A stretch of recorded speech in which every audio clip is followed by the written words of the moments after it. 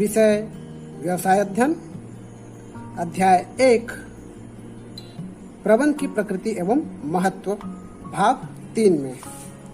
विद्यार्थियों, इसके पहले मैं आप लोगों को प्रबंध की प्रकृति एवं महत्व के अंतर्गत में प्रबंध के उद्देश्य के विषय में बताया था, जो कि था कि उद्देश्य वो लक्ष्य या अंतिम बिंदु है जिनके लिए संगठन की विभिन्न क्रियाएं निर्देशित की जाती है, और ये वो सिद्धांत हैं जिनके विरुद्ध कार्य निष्पादन का मूल्यांकन किया जाता है।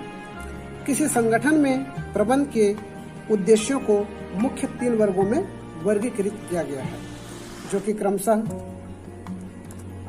पहला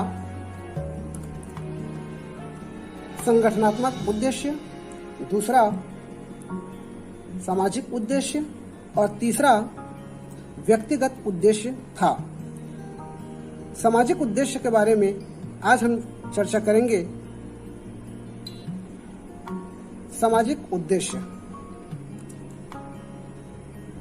संगठन चाहे व्यावसायिक हो या गैर व्यावसायिक, व्यावसायिक समाज का अंग होता है।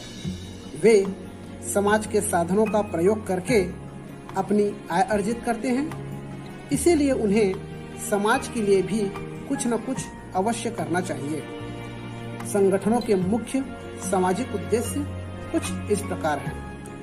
विद्यार्थियों, जैसा कि सामाजिक उद्देश्य के अंतर्गत में यह बताया जा रहा है कि व्यवसाय जो है समाज का अंग होता है, अर्थात समाज में जब व्यावसायिक क्रियाएं होती है तभी एक दूसरे व्यक्तियों के आय का साधन बनता है, और उस आय के अनुसार ही एक सामाजिक प्राणी अर्थात मनुष्य अपनी जीविकोपार्जन करता है। साधनों का प्रयोग करके अपनी आय अर्जित करना ही एक समाज के लोगों का जीवन जीने की एक संसाधन होती है। इसीलिए उन्हें समाज के लिए भी कुछ न कुछ अवश्य करना चाहिए, अर्थात जिस समाज में हम रह करके अपनी आय अर्जित कर रहे हैं और अपनी जीविकोपार्जन कर रहे हैं, तो उस समाज के लिए भी हमारे मनुष्य का या फिर प्रबंधक का कुछ उद्देश्य और कुछ न कुछ ऐसा अवश्य करना चाहिए जिससे हमारे संगठनों को लाभ मिले और आम नागरिक जिसे कार्य की आवश्यकता है उनको रोजगार का अवसर प्राप्त हो।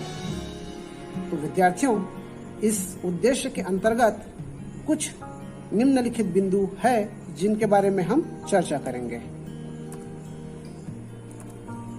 पहला, उचित कीमतों पर गुणवत्ता या किस्म उत्पादों की पूर्ति, अर्थात किसी प्रबंध का ये सामाजिक उद्देश्य होता है कि वो अपनी उत्पाद किए गए वस्तुओं को उचित कीमतों पर और उचित गुणवत्ता और किस्म की उत्पाद की पूर्ति करे, अर्थात जन सामान्य या उपभोक्ताओं को सही कीमत पर अच्छे से अच्छी किस्म के उत्पादों का विक्रय करना चाहिए।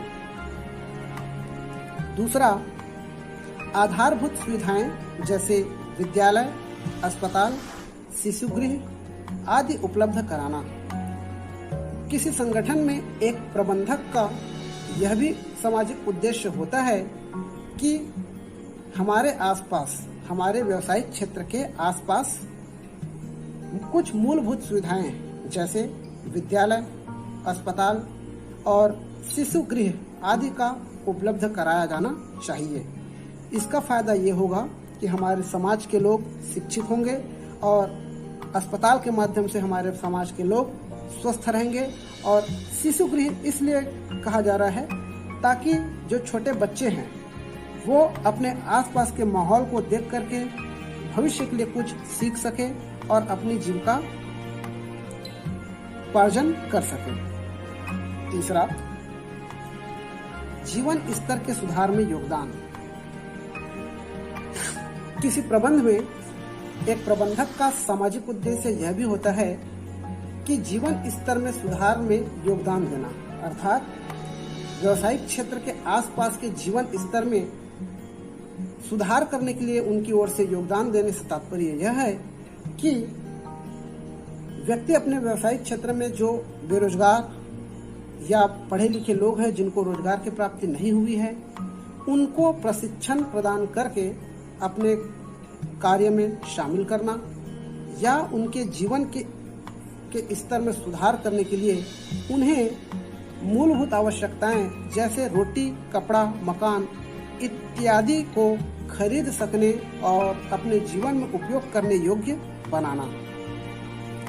तत्पश्चात चौथा है रोजगार के अवसरों का सृजन करना, अर्थात किसी प्रबंधक को यह भी होना चाहिए कि वे रोजगार के अवसरों का सृजन करें। सृजन का मतलब होता है विस्तार करना, अर्थात अधिक से अधिक व्यक्तियों को अपने व्यवसायिक क्षेत्र में रोजगार प्रदान करना।